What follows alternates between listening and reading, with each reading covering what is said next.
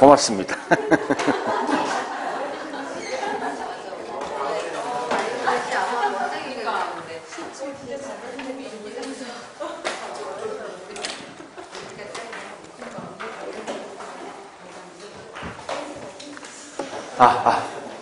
자, 안녕하세요. 안녕하세요. 자, 우리 맨 앞에 2페이지 하나 수정 좀 하자고요. 2페이지.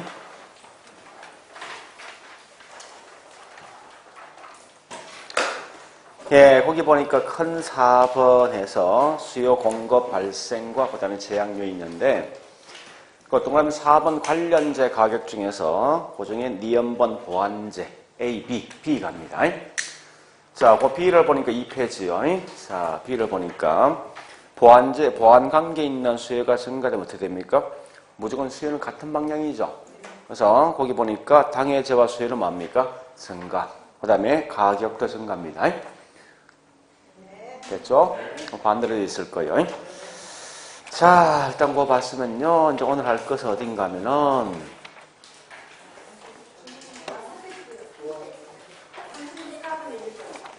3페이지 4번 1번 이자율이 상승하고 세금이 뭐 있으면 인상되면은 수요와 공급은 좌측, 좌측 이동.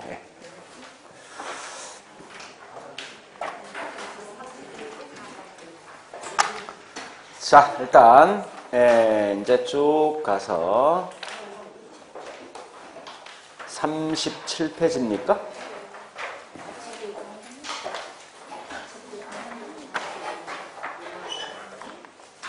(37페이지요) 자, 정리 19번요.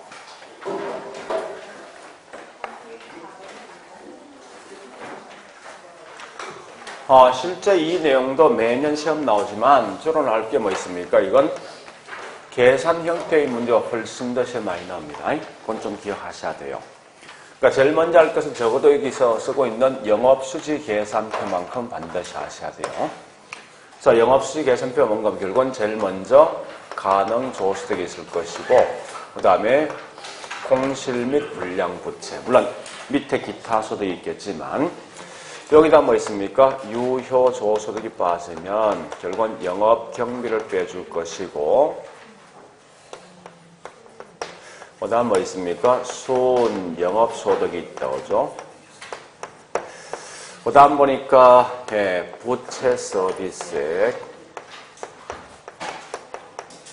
그 다음에 세전현금 수지분사, 그 다음에 소득세 법인세, 마지막에 있는 게 세후현금이죠. 자, 그런데 중요한 것은요, 우리 적어도 밑에 있는 그 암기 내용을 좀 암기하셔야 됩니다. 그런데 이때 보니까 소득세를 산출할 때 항상 뭐 있습니까? 우린 이렇게 암기한다, 그죠?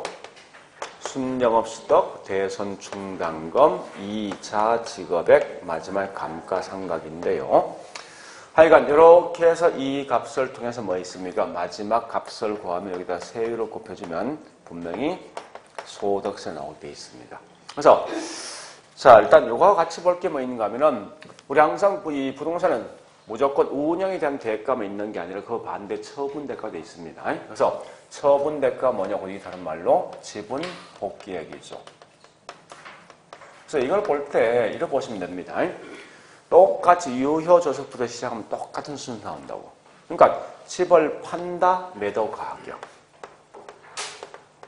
밑에 뭐 경비가 있죠? 얘도 뭐 있습니까? 매도 경비를 빼주는 거예요. 그 다음 뭐 있습니까? 이게 순영업소득이면 말 그대로 순매도 가격 되겠죠. 그 다음에 부채가 있으면 어쨌든 빌려간 금액을 마지막에 다 갚아야 되죠. 그러니까 남아있는 잔금에서 곧 이게 미상환 잔금을 쓴다고요. 그 다음에 세전 지분복귀. 그 다음에 우리 세금 있죠? 자, 처분 시 부과되는 세금 뭐 있습니까? 양도세. 같은 말이 자본이득세. 자, 자본이득세. 이렇게 좀 정리하시고요. 마지막에 뭐 세금 후에 있는 수익이 있을 것 같아요. 이런 순서인데 어쨌든 중요한 거는 영업시 계산표에 있는 내용 좀 기억하셔야 됩니다. 자, 그러면서 밑에 보니까 거기 첫 번째 확인 지문 학습 맨 먼저 1번요. 영업 경비에 포함되지 않는 거 4개 있죠? 자, 이 자체 4개 있습니다. 첫 번째 뭐가 있냐? 요거 아닙니까? 공실 및 불량부채. 두 번째 뭐 있습니까? 부채 서비스액. 세 번째 소득세, 법인세. 항상 세금 중에 소득세, 법인세만 제외되고 그 외에 나머지 세금 다 포함됩니다. 경비 속에. 그건 좀 기억하시고요. 그 다음에 감가상각 이렇게 4개, 4개. 요 4개만큼은 꼭 기억하시라고요. 자, 그리고 두 번째 뭐 있습니까? 순영업 소득 산출시. 이런 게 시험 꽤 많이 나오죠. 이 말 아닙니까? 순영업 소득을 산출할 때 위에 있는 값이 달라지면 이건 다 틀려. 다 달라진다, 이 값이. 그렇지만 밑에 있는 이 값이 달라진다 해서 이 값 달라집니까? 그건 아니죠. 따라서 순영업 소득시 산출할 고려할 내용이 아닌 거 묻거든. 요 2개요, 답이. 그렇게 내용 좀 정리하시고요. 자, 그 다음에 세 번째. 소득세 계산할 때 반드시 이자 지급액 것도 뭐 있습니까? 감가상각 꼭 고려하죠. 그럼 적어도 거기 3개, 1, 2, 3번은 꼭 기억하셔야 됩니다. 다른 건 몰라도. 그래서 가장 많이 묻는 1, 2, 3번을 제일 많이 묻게 되어 있습니다. 자, 그 다음에 4번은 그냥 그대로 뭐 있습니다. 항상 세금을 계산할 때 무조건 뭐 있습니까? 거기 보니까 감가상각비를 꼭 고려한다는 거예요. 양도세, 양도세 이거죠? 자본이득세. 그러니까 법인세란지 여기 있는 자본이득세의 계산을 반드시 감가상각을 꼭 고려한다는 거예요. 나머지 뒤에 있는 내용을 그냥 금방 할 수 있어요. 자, 그 다음에 5번 보니까 이거 묻는 거죠. 전부 다 내 돈만 다 투자하면 부채 있습니까? 없으면 순영업 소득과 그다음에 세전금 같은 거예요. 고려하시고 또 밑에 보니까 세금. 자, 세금을 내지 않는다면 결국 뭐 있습니까? 세전과 세후는 같아지겠죠. 이건 가볍게 넘어가시고도 앞에 있는 1, 2, 3번까지만 기억하시라고. 1, 2, 3번만. 자, 그래 보시고 그 다음에 38페이지요. 자, 정리 20번.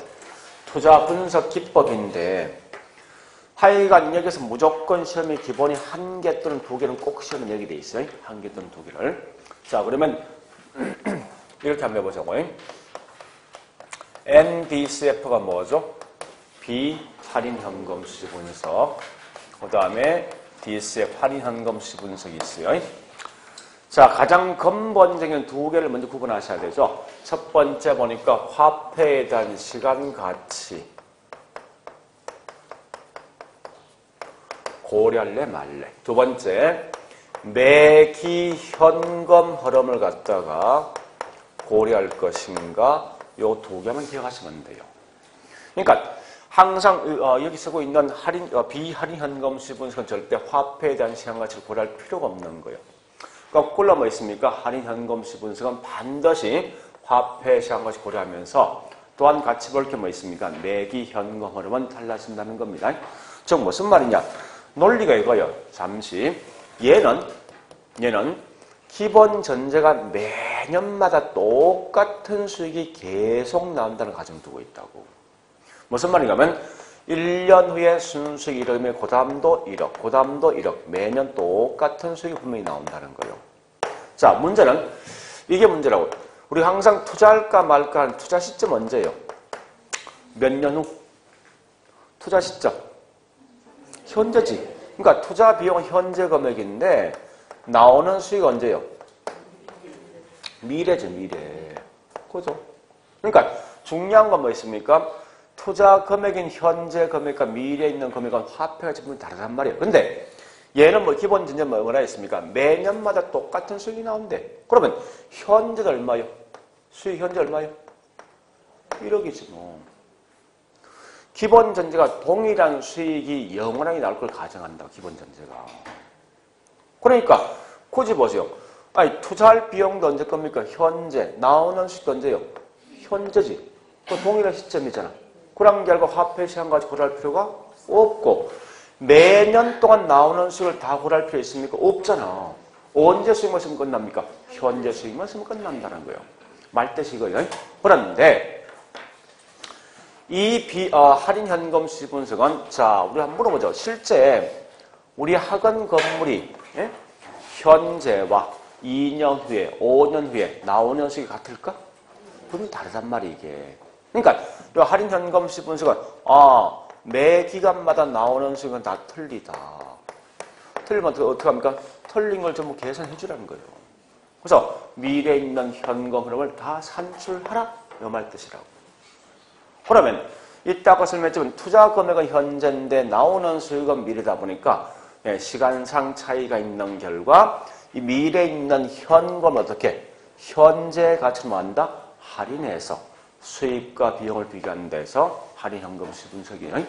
그래서 일단 그런 의미인데 중요한 것은 요 두 개 있는 말든 마시면 돼요. 자, 그러면 이론상 훨씬 더 우수한 게 누구죠? 할인 현금 시분석이죠. 자, 이때 이제 여기서 비할인 현금 시분석 암기할 게 한 4개 있어요. 요 내용만 암기하자고요. 자, 어디 가시는가 하면 39페이지. 39페이지. 자, 39페이지 보니까요. 그 테마 2번에서 필수 암기사항이 있어요. 요 중에 이미 했지만 2번부터 먼저 할게요. 대부 비율과 그 다음에 부채 비율 있죠. 이럴 때는 참고로 대부 비율과 부채 비율에서 적어도 이 대부 비율 공식을 아셔야 돼. 부채 비율 공식 알 필요 없어요? 알 필요 없어요? 즉, 오늘 시간 많으니까 좀 천천히 가자고. 자, 어디 보는가 하면요. 29페이지. 29페이지. 지렛대 효과를 다시 할 거예요, 이제. 자, 그 확인 지문 학습이 있는데, 만약에 29페이지요. 이렇게 해볼게요, 내가. 자, 총 자본 수익률이 15%이고, 이자율이 10%이고, 대부 비율이 뭐 있습니까? 이게 90%라면 이렇게 하자고. 거기 있는 확인 지문 학습 똑같은 거예요. 자, 요걸 가지고 뭐 있습니까? 자기 자본 수익을 구하라. 지분 수익률을 묻습니다. 모르면 우리 대부분 얘기 딱 하는 순간 포기했죠. 왜? 이 공식을 암기할 머리 아프니까. 도저히 안 되겠으면 방식 바꾸자고. 그죠? 요렇게 떠죠? 이제 이거 쓰지 말자고. 머리 아프니까. 문제는 다, 이건 그냥 다 찍더라고, 그냥 전부 다. 응? 근데 이게 중요한 건 이 문제, 이 지문이. 그거 어떻게 하냐? 우리 맨 처음에 쓰던 방식이 있지? 어떤 게 있어? 총 투자보다 뭐 나와야 돼? 그 다음에 이 총선 분리되지? 지분과 저당이 있죠? 자, 그러면 어떻게 하시는가 하면요. 비록 이 금액을 알고 있는 편은 이 금액이 지금 현재 안 주어졌다죠? 주어지지 않으면 제일 좋은 게 뭔가 하면 내가 제일 좋아하는 숫자 얼마? 10억을 써놓고 시작하라. 그런 다음 쭉 연결시켜보라고. 자, 10억의 수익이 얼마요? 그거 얼마예요, 이거? 1억 5천이지. 자, 대부분 남돈 빌려간 비율이 60%야? 90%야? 전체 금액 중에서. 그러면 얼마 빌려간 거예요? 내 돈은? 금리 얼마요? 그죠? 자, 이렇게 이자 얼마입니까? 9천이지. 1억 5천에 9천 빼면 내 손실은 금액은, 그래서 1억 금액에 대해서 6천이 몇 프로요? 이렇게 하세요. 이게 더 나을 것 같아. 도저히 안 되겠더라고. 아니, 뭐 이것은 남처럼 이게 전부 다 1 플러스 하니까 이 머리 아픈 거야, 이게. 몽땅다 자꾸 포기하시더라고. 그래 하지 말고, 하여간, 이렇게 나오던 금액이 주어지던 무조건 이렇게 나온 순간 이렇게 표를 만들어서 갖고 10억을 써놓고 그냥 가시면 안 돼. 이건 할 수 있겠지. 설마. 응? 자, 다시. 자, 다시 갑니다. 39페이지. 자, 39페이지 보니까요. 거기 있는 필수 암기사항에서 대부비율과 부채비율 있죠? 그 말은 꼭 기억하셔야 돼요. 꽤 중요한 거니까. 알 건 딱 3개. 자, 일단 첫 번째 대부란 말과 부채별물을 썼는데 제일 먼저 이거 묻습니다. 자, 대부가 80이면 항상 묻거든. 무조건 틀린다면 딱 정해져 있어. 똑같은 숫자 무조건 들어올 때. 항상. 그러면 절대 나오거든. 예, 같은 숫자 들은 순간 다 틀린 거예요. 무조건 여기 있는 뭐 있습니까? 부채 값이 더 큽니다. 부채 비율이. 그래서 항상 이건 400%인데 400%를 보지 말고 이게 중요한 거 아니에요. 어쨌든 같은 숫자만 아니면 무조건 맞다 생각하세요. 설마 시험 낼 때 100% 이렇게 야비하게 시험 내지는 않습니다. 어쨌든 하여간 이게 이 값이 아니면 무조건 이 값 나오게 돼 있어. 같은 말이 뭐냐? 대부가 과거보다 증가되면 부채도 커지죠. 증가되는데 항상 내면 이 말 낸다고. 동일하게 증가된다, 더 크게 증가된다. 이걸 항상 묻게 돼 있어, 문제에서. 무조건 동일한 거 아니야? 자, 실점 해보자고요. 자, 이런 경우. 첫 번째 A는 자, 내 돈은 2억을 8억을 투자하고 남 돈은 뭐 있습니까? 요걸 2억을 빌렸습니다. 반대 거꾸로 뭐 있습니까? 여기 있는 B는 보니까 내 돈은 현재 2억 투자하고 남 돈 8억 빌렸어요. 어쨌든 대부별 공식이 부동산 가격분의 대출액입니다. 그래서 전체 금액이 10억이죠. 10억에 대해서 뭐 있습니까? 남돈 2억 몇 프로죠? 20%. 자, 요 경우는 뭐 있습니까? 예, 10억에서 8억 빌린 거지. 몇 프로요? 보면 4배 띄었어. 근데 부채라는 것은 뭐 있습니까? 내 돈분의 남돈이야. 지분분의 저당이라고. 그래서 이와 같이 뭐 있습니까? 내 돈이 현재 8억 아닙니까? 얘는 현재 2억이죠, 남돈? 그래서 이건 25%예요. 절대 이 수치가 같을 수가 없어, 항상. 반대로는 뭐 있습니까? 예, 내 돈은 2억이지, 남돈 8억이지, 400%죠, 그죠?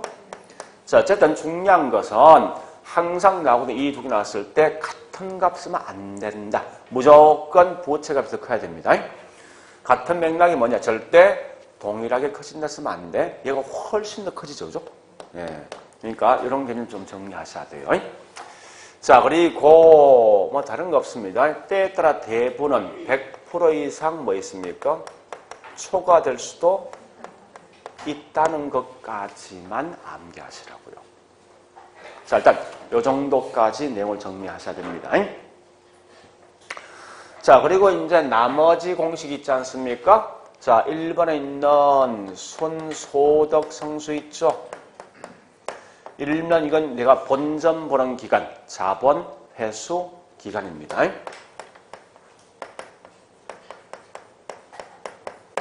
자, 항상 나오면 지문 나왔을 때 공식이 요 제목이 분모에 들어옵니다. 그래서 순영업 소득분의 뭐 됩니까? 총투자. 얘에 대한 역수가 뭐냐 묻거든. 우리 저기 있는 수익환원법의 수익가격과 할 때 어떻게 구합니까? 환원율분의 순수익이지. 그죠? 그래서 거기 쓰고 있는 환원율에 대한 역수예요. 물론 이 환율이 종합환율이지만. 그러니까 반대로 생각하시면 돼요. 부동산 가격분에 뭐 있습니까? 순영업소득이라고. 그 다음 두 번째. 자, 세전, 현금, 수지성수가 있죠. 얘는 성수랑 무조건 배수의 배수. 따라서 요 말이 분모에 들어오지. 세전 현금분에 뭡니까? 무슨 투자? 항상 할 것은 요거 하셔야 돼. 세전 현금과 세후 현금 반드시 들어올 게 투자는 항상 지분 투자만 써야 돼. 총 투자 쓰면 안 돼. 그건 꼭 기억하시라고요. 자, 여기에 대한 역수가 누구냐? 지분 배당률. 다른 건 몰라. 이 공식까지만 기억하시라고. 지분 배당률. 그러니까 공식이 딱 3개요. 하나, 2개, 요 2개요. 요거 역수 좀 기억하시고 얘 역수는 잘 묻지 않습니다. 그러니까 요거 역수까지만 좀 기억하시라고요. 다른 건 몰라도. 자, 일단 그렇게 해서 거기 있는 내용 보시고 그 다음에 세 번째 부채 감당률 갑니다. 예, 동그라미 1번 요거 마시면 돼. 부채 감당률은 공식이 부채 서비스 권 순영업소득이죠. 그죠? 1보다 크면 요거 묻는 거죠. 자 보세요. 예분의 예입니다. 그죠? 부채 서비스권의 뭐 순영업소득이다 보니까 1보다 크단 말은 결국은 예, 나왔던 순수익은 2억인데 부채는 1억 된답니다. 1보다 큰 거죠. 이 말은 뭐 있어요? 은행 돈을 갚고도 남는다. 1보다 작단 말은 얘가 돈 갚는 건 3억이랍니다. 부족한 거지. 그래서 중요한 건 부채 감당률이 1보다 크냐 적냐에 따라서 남는다 부족하다 이거 마시면 돼요. 다른 거 필요 없으니까. 자 일단 그래서 비할인 현금 시분수 여기 답니다. 요 내용 묻거든 항상 같은 숫자 들으면 안 된다. 얘가 더 크게 증가되는 거예요. 얘는 때에 따라 100% 증가될 수 있습니다. 이상 할 수 있어요. 순서배성수 공식 기억하시고 그 다음에 지분 배당 공식 기억하시고 그죠? 그래 보시면서 아까 했듯이 부채 감당률은 1보다 크냐 적냐에 따라서 남는다 부족하다 이 말만 좀 기억하시라고 다른 건 몰라도 자 그래 보시고 다시 앞에 가면 이제 할인 현금 수지 분석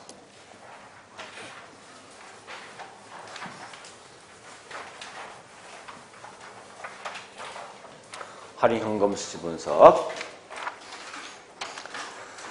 자, 제일 중요한 건 할인 현금 시 분석은 공식이 세 가지 방식이 있죠. 첫 번째 뭐 있습니까? 손현가법. 두 번째 내부 수익률법. 세 번째 뭐 있습니까? 수익성 지수법. 요 세 가지 방식인데 어쨌든 현재 보니까 제일 중요한 게 공식이 중요한 거 아니죠? 공식인데 항상 얘는 수익에다가 비용을 빼주되 이 빼준다 이건 의미 없어요. 무조건 다른 거 보지 말고 화폐 가치만 기억해. 화폐 가치. 뭐만 써야 된다? 현재 가치만 써야 된다. 다른 건 절대 쓰면 안 된다는 거예요. 자, 내부 수익률 마찬가지죠? 항상 얘도 뭐 있습니까? 수익에다가 비용을 갖게 만드는 할인율인데 어쨌든 항상 화폐 가치를 뭐 써야 됩니까? 현가만 써야 된다 하는 거예요. 그러면서 같이 볼 게 뭔가 얘는 내부 수익은 수익현가 뭘 만드는 거예요? MPV가 0 만드는 할인율. 그럼 뭐 있습니까? 수익성 지수가 얼마? 1 만드는 할인율이 뭐라고요? 그게 내부 수익률이란 말 뜻이에요. 그 다음에 수익성 지수는 단지 뭐 있습니까? 나눠주는 거죠. 그래서 현금 유출. 그러니까 비용이나 유출 같은 말이에요. 또 같이 볼 게 현금 유입 같은 말 수익이죠. 소득. 어쨌든 중요한 건 전부 다 다른 건 필요 없습니다. 절대 장난치면 화폐 가치, 현재 가치 이외에 다른 용어를 항상 쓰게 돼 있다. 틀린 말로써. 그래서 반드시 현재 가치란 말이 있냐 없냐 이건 확인하시라. 다른 건 필요 없으니까.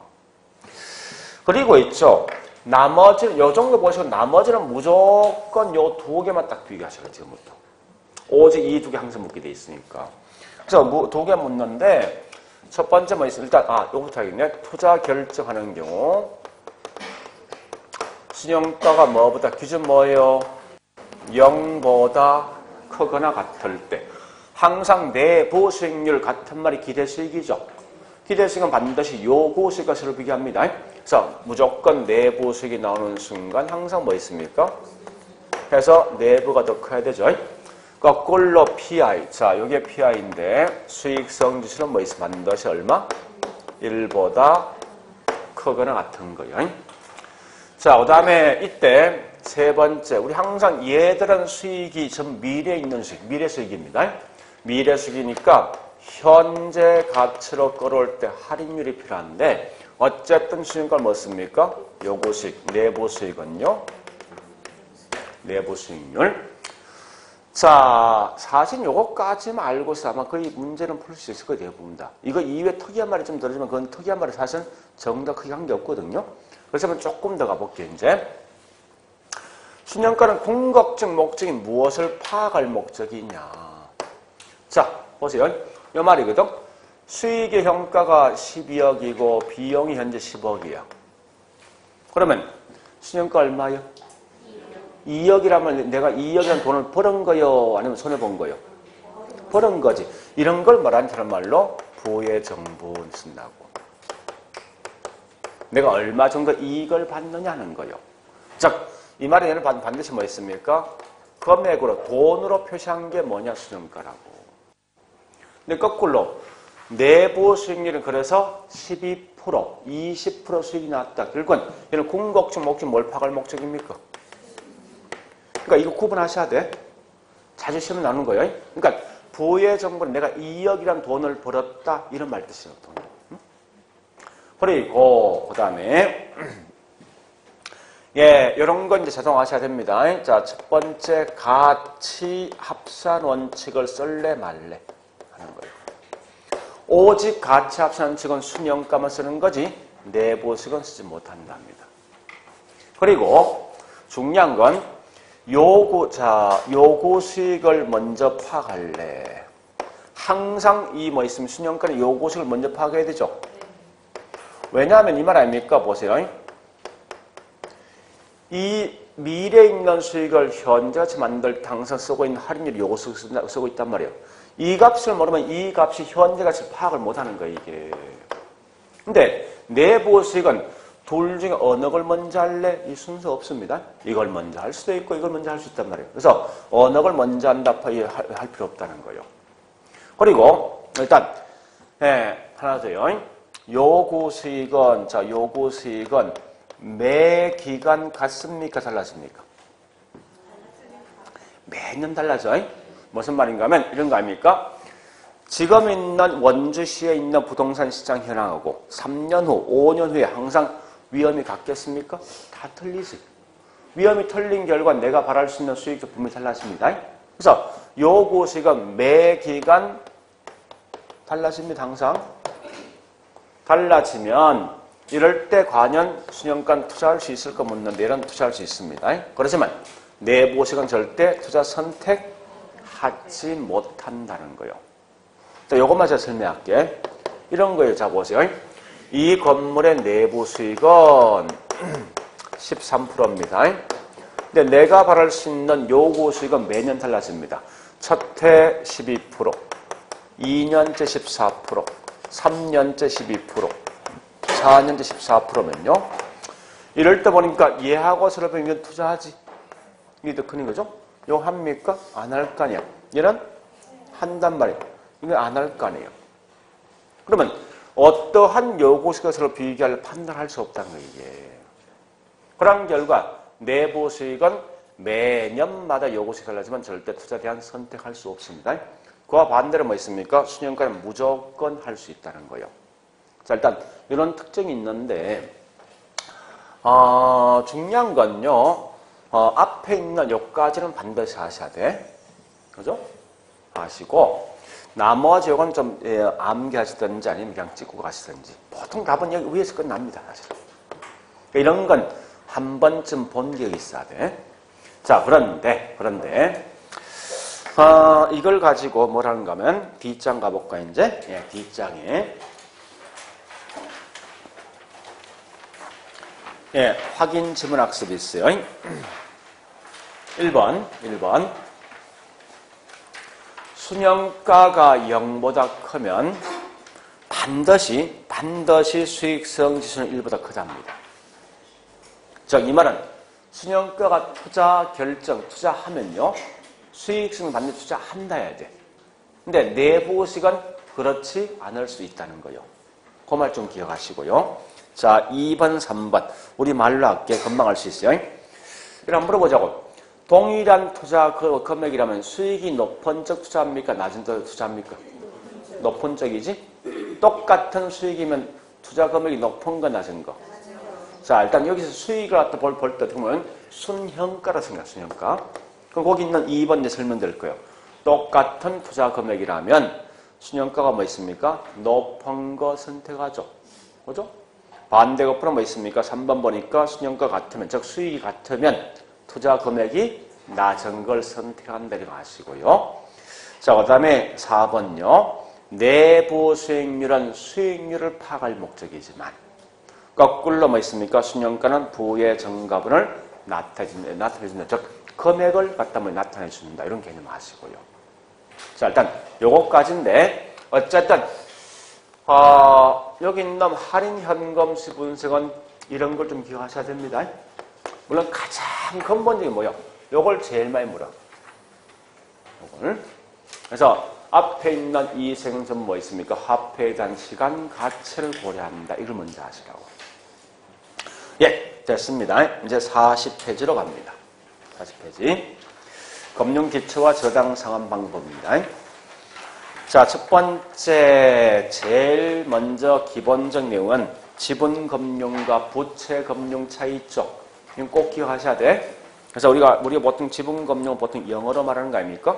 즉, 신디케이터, 그 다음에 조인트 벤처, 리츠, 그 다음에 뭐 있습니까? 펀드, 그 다음에, 예, 저기 있는 사모, 공모 같은 거 있죠? 또 유무상 정리는 전부 다 이건 지분금융이고, 부채금융은 주로 뭐 있습니까? 저당금융, 또 신탁정서, 사채, 매자닌, 그 다음 무조건 B가 붙은 거.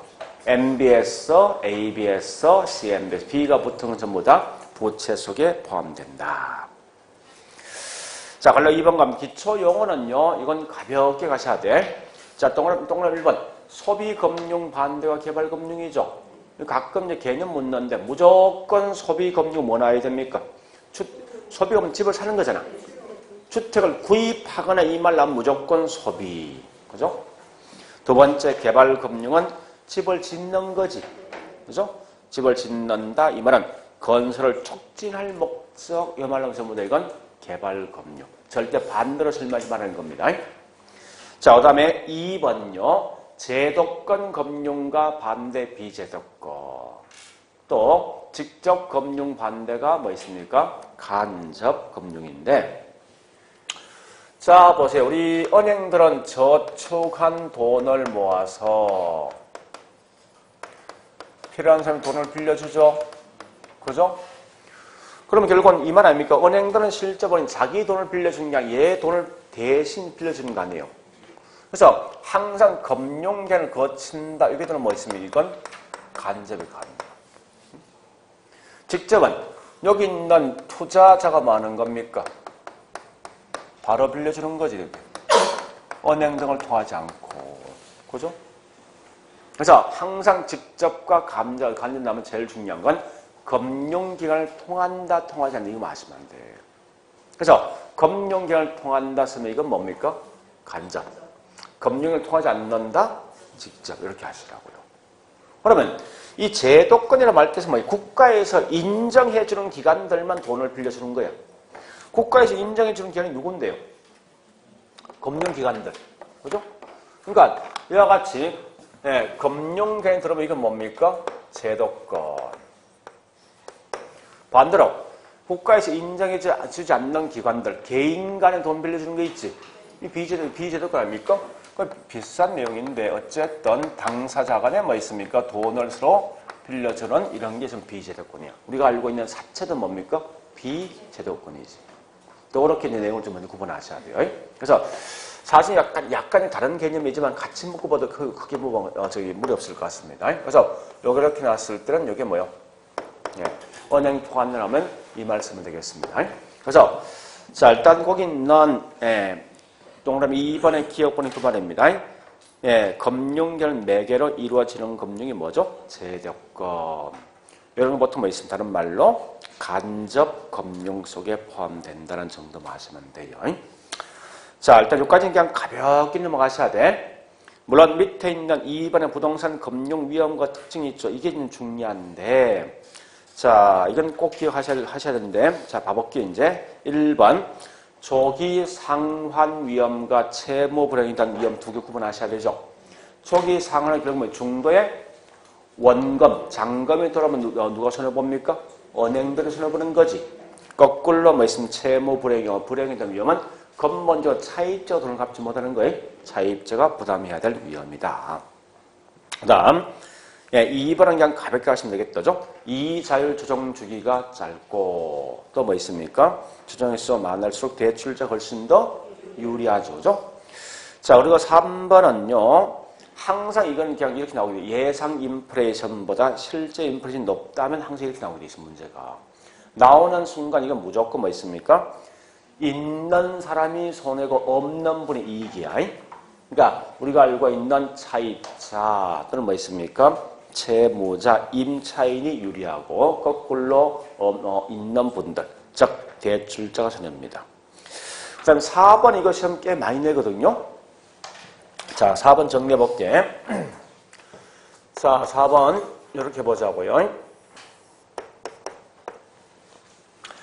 제가 3년 전에 은행 돈을 빌렸었는데 이때 빌렸던 금리를 뭐라 하냐? 이게 계약에 이루어진 거 아닙니까? 약정에 이루어진 거죠? 저당금리, 다 같은 말이에요. 계약, 약정, 저당금리. 그 다음 현재 시장에 형성되는 금리가 뭐요? 시장금리. 이렇게 하죠.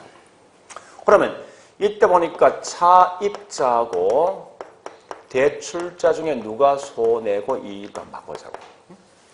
자, 첫 번째 보니까 우리 거기 있는 기업번처럼 기업은 보니까 저당금리가 높은 거죠. 이 말은 3년 전에 빌려간 금리가 이게 5%고 현재 똑같은 조건 가지고 돈을 빌려가면 3%만 있으면 된대요. 여기 현재 기업이고요. 니은번은 반대로 뭐 있습니까? 시장이 더 높은 거예요. 5% 저당 금리 설정되어 있는데 지금 현재 은행 금리가 8%가 되었습니다 하자고요. 자, 이렇게 되었을 때 한번 따져보죠. 기업 같은 건 뭐 있습니까? 누가 이익이에요? 응? 생각 잘해봐. 내가 차입자야. 나는 현재 5% 내고 있잖아. 근데 원래 은행들은 3% 받으면 될 거 아니에요, 그죠? 3% 받을 거 5% 받는 거죠. 그런 결과 뭐 차입자가 손해고 대출자가 뭐 있습니까? 그럼 이때는 차입자가 갈아타겠습니까? 계속하겠습니까? 갈아타죠. 이럴 때가 뭐예요? 조기 상환된다는 거예요. 거꾸로 이 경우는 뭐 있습니까? 은행들은 8% 받아야 될 걸 나한테 5% 받고 있는 거지. 그러니까 은행은 그만큼 손해 아닙니까? 그러니까 손해 본다. 반대로 뭐 있습니까? 차입자 이익 보는 거죠. 그래서 대출자의 수익성이 악화된다 그랬습니다. 그랬을 때. 네? 구분하셔야 돼. 그래서 항상 둘 중에 한 개를 딱 갖고 있으라고. 그 어떻게 하는가 하면 시장금리가 낮을 때를 기억하시라고. 무조건 시장금리가 떨어진다면 조기 상환 유인된다. 이 말은 그만큼 뭐 있습니까? 차입자가 불리한 거예요. 반대 거꾸로 얘가 더 높으면 뭐 있습니까? 대출자의 수익성은 악화된다. 이렇게 하시라고요. 그런 말은 좀 기억하셔야 됩니다. 자, 그 다음에 5번 가보겠습니다. 고정금리와 변동금리 특징 중에 기억본 고정금리 공식이 뭔지 알죠? 명목상 금리는 실질 이자에다가 인플레 포함된 건데 중요한 것은 그런 말이 나오면 곧 이건 고정금리에 대한 설명 이걸 먼저 하시라고. 그리고 두 번째, 그 밑에 A를 가끔 장난칩니다. 인플레이션이 발생되면 실질 금리가 변할 것인가 명목상 금리 변할 것인가 묻는 거예요. 이 공식, 자 공식을 좀 생각해요. 공식이 명목 금리는 실질 금리 플러스 뭐요? 인플레이션이죠. 그러니까 이 말은 명목 금리가 있으면 실질 이자에다가 이거 말로 시험 내면 굉장히 많이 틀립니다. 이 값이 올라가면 얘가 변하는 게 아니라 이 값이 올라가지. 그죠? 이거 그런 걸 좀 알고 계시라고요. 자, 그 다음에, 그 다음, 니은번 갑니다. 변동금리는 항상 나오거든. 기준금리와 뭐가 있습니까? 가상금리인데, 항상 변화가 있는 건 기준금리가 변화 있는 거지, 절대 가상금리 변화 님을 쓰면 안 됩니다. 가상금리 한번 딱 정해주면 계속 가는 거예요. 자, 이럴 때 보면 중요한 것은 차입자 입장에서 금리가 올라오고 떨어집니다. 어떤 걸 선택 유리할 것이 없는 거예요. 그러니까 금리가 올라가면 결국은 CD가 난 거죠. 거꾸로 금리 떨어지면 있으면 말감했어. 금리 올라오면 코픽스 나왔습니다. 반대로 금리가 떨어지면 CD 난 거죠. 왜 그렇습니까? 이자율 조정 중에 짧은 게 CD. 예, 그런 것 때문에 좀 기억하시고요. 자, 그 다음에 6번째 자주 묻는 거죠. 초기 대출 금리가 낮은 건 무조건 변동이야. 또 훨씬 더 선한 방식은 변동이라고. 그 말 먼저 보시면 두 번째 볼 게 뭔가 하면 이럴 때 왜 이렇게 될 것을 그 이유 묻는 거 아닙니까? 그죠? 따라서 위험을 누구한테? 차이자한테 떠넘긴다. 그렇게 하시고요. 하여간 거기 있는 이 답은 그냥 바로 튀어나와야 됩니다. 자, 그리고 41페이지. 예, 41페이지는 어쨌든 금리 중에 가장 중요한 게 고정금리에 대한 설명이 제일 중요하다. 그래서 다른 건 몰라도 고정금리에 있는 이 그래프만큼 반드시 그려서 가시라 이겁니다. 자, 어쨌든 현재 매기마다 은행에 갚는 금액이 원리금 상환액이죠. 이럴 때 뭐 있습니까? 어떤 우리 공식이 3개 있죠. 그죠? 원금, 균등, 원리금, 균등 3개 있습니다.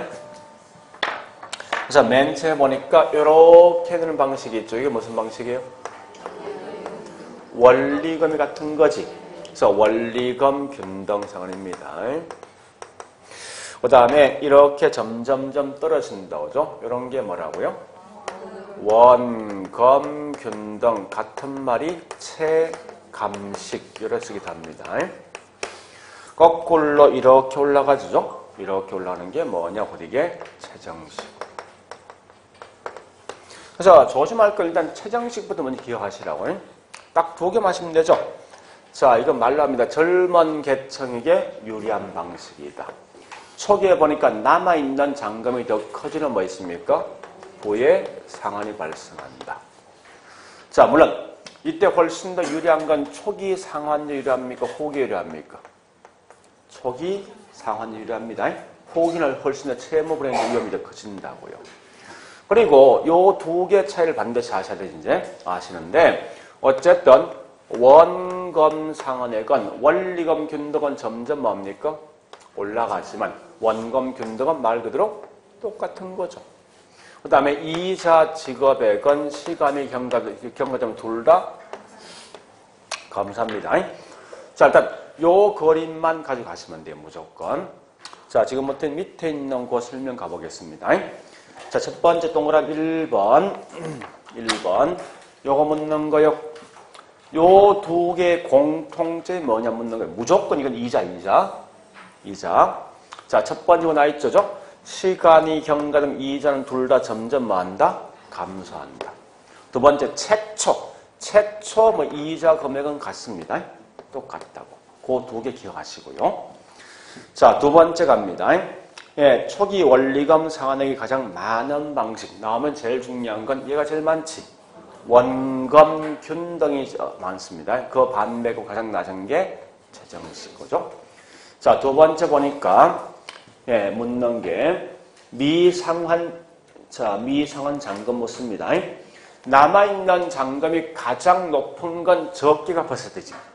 얘가 잔금이 제일 뭐 있으면 많습니다. 얘가 제일 적고. 같은 말은 뭐냐?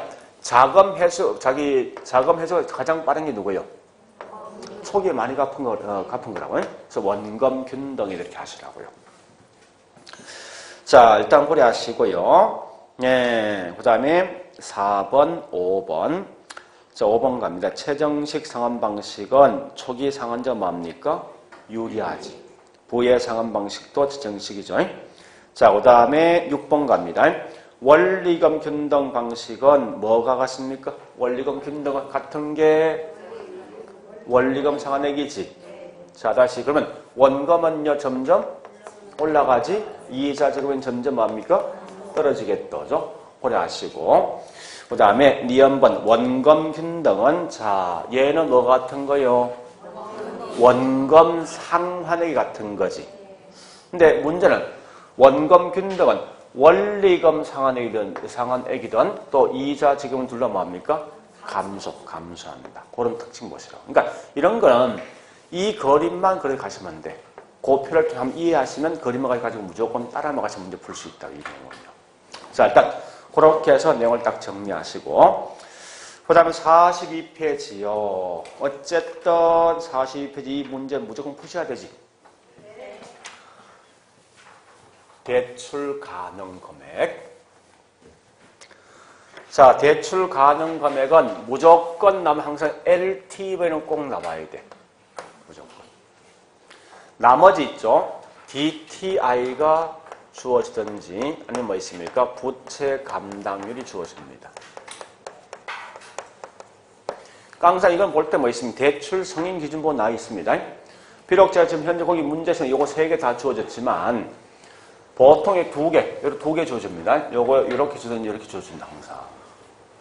그러면 중요한 건요. T란 건 2니까 그냥 그대로 뭐 V분의 L 이런 I분의 뭐 있습니까?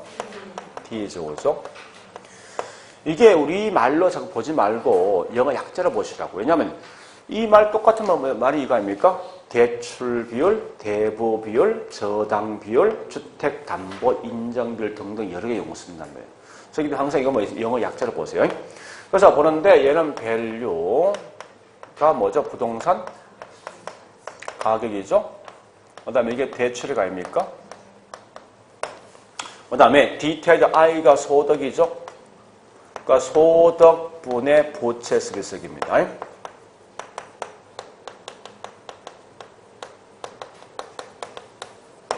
부채 감당률 공식은 무조건 뭐요?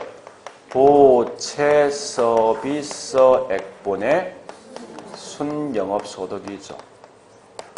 그래서 얘는 항상 부채 서비스액은 여기는 대출 없이 나 있단 말이에요, 이게. 그죠? 이 부분은 어디 구하는 건 부채 서비스액 있죠? 여기서 구하는 거예요, 항상. 값을 구할 때. 부채 서비스 만드시면 뭐 있습니까? 대출액에다가 저당 상수를 곱해주는 거죠. 이렇게 해서 이 문제를 푸시라고 항상. 그러니까 이런 식만 만들고 그 다음에 뭐 있으면 주어진 조건 그냥 따라만 가시면 돼. 자, 가보자고 이제. 예, 담보 인정 비율 60%. 그 다음에 DTI가 40%. 부채 감당 1.2입니다. 절대 3개는 같이 안 나옵니다. 한 2개 나오게 돼 있어. 자, 그런 다음 뭐 있습니까? 예, 저기 있는 담보평가가 5기죠. 그 다음에 소득이 6천. 그 다음에 순영업소득이 3,600. 그 다음에 저당상수가 0.12. 이렇게 나왔네. 자, 가보자고요. 바로바로 곱해주면 되니까. 얘는 현재 곱해주죠? 3억이다. 그 다음 얘는 뭐 있습니까? 네, 곱해주면 2,400이다 보니까 여기 0.12잖아요. 이때 대출액이 뭐 있습니까? 2억이다. 이 될 때 이게 2,400입니다. 요건 나눠주는 거죠. 따라서 이건 3,000이라는 돈 나옵니다. 자, 3,000 댁에서 반대시는 뭐 있습니까? 2억 5천 나와야 되죠. 그죠? 항상 가장 낮은 뭐 있습니까? 2억을 빌려준다. 이렇게 하시라고요. 그러니까 이건 요 식만 내가 만들고 그냥 집어넣으면 답이 나오게 되어 있습니다. 그렇게 해서 내용을 좀 정리하시면 되겠네요. 자, 그래 보시고 좀 쉬었다가 43페이지 있는 저당 유동화 제도 할게요.